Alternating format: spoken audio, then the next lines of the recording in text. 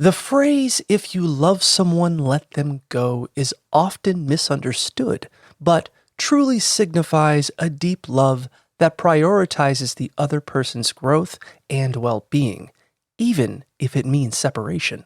It suggests that allowing someone space for personal development in return, if it's meant to be, is a selfless act. While this advice isn't universal, experts suggest it applies when a partner's personal issues are negatively impacting the relationship, or if you recognize the partnership lacks long-term potential or compatibility.